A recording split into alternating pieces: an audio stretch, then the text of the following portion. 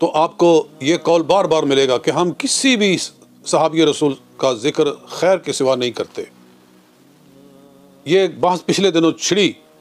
کہ ہند بنت عتبہ بن ربیعہ رضی اللہ تعالی عنہ نے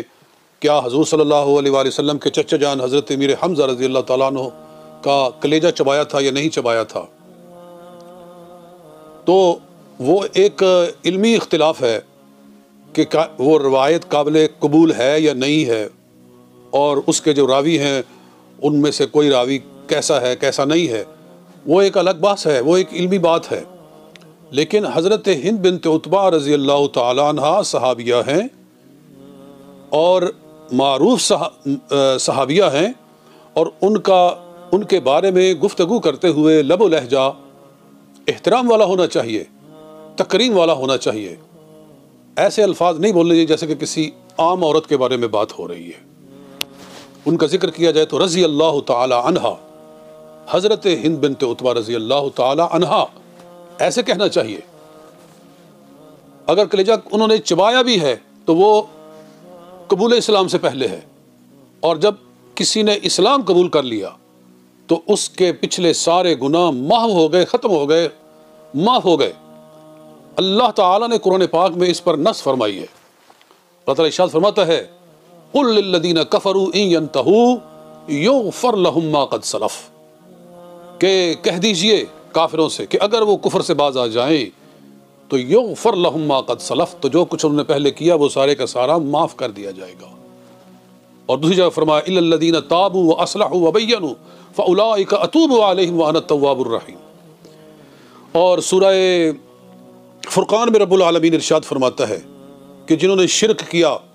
ان کے لیے عذاب جہنم ہے، لیکن آگے فرمایا الا من تاب وآمن وعمل عملا صالحا فاولئک یبدل اللہ سیئاتہم حسنات، کہ جو توبہ کر کے ایمان لے آیا اور اچھے اعمال شروع کر لیے تو اللہ تعالیٰ ایسے لوگوں کے گناہوں کو نیکیوں میں تبدیل فرما دے گا۔ یہ قرآن پاک کی کثیر نصوص ہیں، اور پھر بخاری مسلم کی متفق علیہ حدیث ہے، سید عالم صلی اللہ علیہ وآلہ وسلم نے ارشاد فرمایا کہ الاسلام یمحو ما قبلہ، اسلام اپنے سے پہلے کے سارے گناہوں کو مٹا دیتا ہے۔ تو پھر ان کا ذکر احترام کے ساتھ کرنا چاہیے، خیر کے ساتھ کرنا چاہیے، ان کے بارے میں ناگفتہ بے الفاظ نہیں بولنے چاہیے۔ اور میرے سامنے یہ بخاری شریف پڑھی ہوئی ہے، اس کی حدیث نمبر 3825 ہے کہ ام المومنین عائشہ صدیقہ رضی اللہ تعالیٰ عنہ فرماتی ہیں کہ ہند بنت عتبہ نبی پاک صلی اللہ علیہ وسلم کے پاس آئیں اور کہا کہ یا رسول اللہ صلی اللہ علیہ وسلم ما کان علی ظاہر الارض من اہل خباء احب الی ان یذلوا من اہل خبائک، جب میں اسلام نہیں لائی تھی تو سب سے زیادہ میں کسی بھی گھر والوں کو رسوا کرنے کے بارے میں جو دل میں پسندیدگی رکھتی تھی تو وہ آپ کا گھر تھا، یعنی اسلام لانے سے پہلے۔ ثم اصبح اليوم على ظهر الارض ثم ما اصبح اليوم على ظهر الارض اهل خباء احب الي ان يعزوا من اهل خبائك، اور آج میرا یہ حال ہے الحمدللہ کہ دنیا کے کسی گھرانے کے بارے میں روئے زمین کے اوپر کوئی ایسا گھرانہ نہیں ہے جس کی عزت مجھے آپ کے گھر سے زیادہ عزیز ہو۔ جی، تو اس طرح اللہ نے ان کے اندر تبدیلی فرمائی۔ اور میرے پاس سبل الہدی والرشاد ہے، یہ جلد نمبر 5 ہے،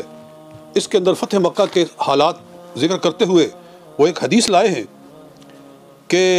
یہی حضرت ہند بنت عتبہ رضی اللہ تعالی عنہ اپنے قبول اسلام کا سبب بیان کرتی ہیں کہ جب مکہ فتح ہوا تو 3 رات مجھ کو مسلسل خواب آیا کہ خلاصہ یہ ہے کہ ایک طرف اصاف اور نائلہ اور حبل،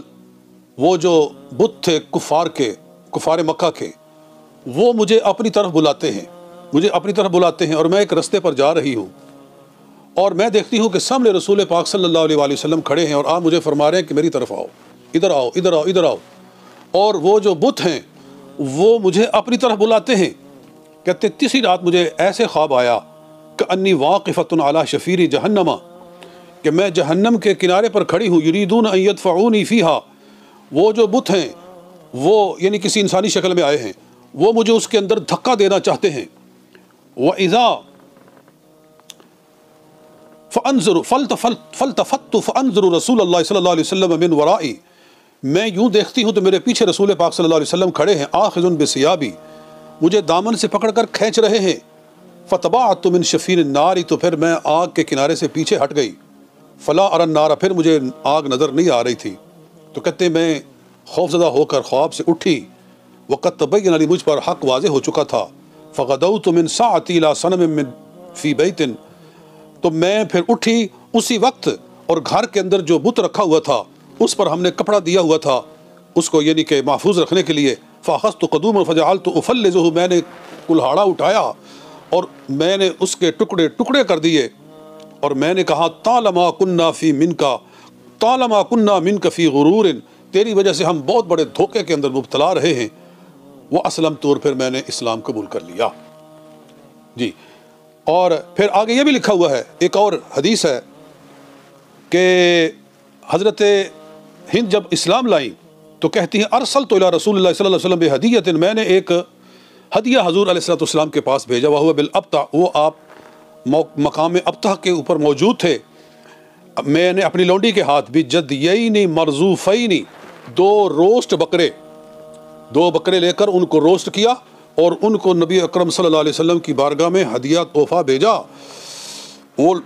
لڑکی، وہ میری باندی نبی پاک صلی اللہ علیہ وسلم کے پاس گئی اور اس نے کہا کہ میری مالکہ نے آپ کے پاس مجھے یہ ہدیہ دے کر بھیجا ہے، وہی تعتذر الیک، وہ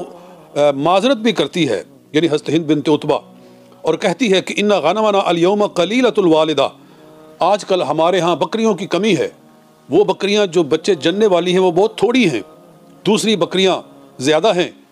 حضور علیہ السلام نے ارشاد فرمایا بارک اللہ لکم فی غنمکم واکثر والدتہا، کہ اللہ تمہاری بکریوں میں برکت عطا فرمائے اور بچے جننے والی بکریاں تمہیں زیادہ عطا فرمائے۔ سرکار صلی اللہ علیہ وسلم نے ان کے لیے دعائے خیر فرمائی۔ تو پھر کہتی ہے باندھی ان کی کہ اس کے بعد ہماری اتنی بکریاں ہو گئی کہ کبھی بھی ہم نے اتنا مال کبھی دیکھا نہیں تھا۔ فتقول ہند، تو حضرت ہند فرمایا کرتی تھی ھذا بدعائے رسول اللہ صلی اللہ علیہ وسلم، یہ رسول پاک صلی اللہ علیہ وسلم کی دعا کا اثر ہے سارا، ہمارے پاس جو مال کی فراوانی ہو گئی ہے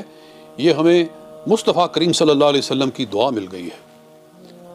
تو جن کو حضور علیہ السلام اتنا نوازیں، ان کے تحفے قبول فرمائیں، ان کے لیے خیر و برکت کی دعا فرمائیں، اور خود حضور صلی اللہ علیہ وسلم جس کے خواب میں آ کر جس کو دامن سے پکڑ کر جہنم سے پیچھے کھینچے، اتنی توجہ جس پر نبی اکرم علیہ السلام کی ہو، تو پھر اس کے بارے میں لب کشائی کرتے ہوئے بندے کو بڑے سوچ سمجھ کر بولنا چاہیے، کوئی لفظ ایسا نہیں بولنا چاہیے جو کسی صحابی کی شان سے گرا ہوا ہو، شان صحابیت سے گرا ہوا ہو۔ اللہ تعالی ہمیں توفیق عمل عطا فرمائے۔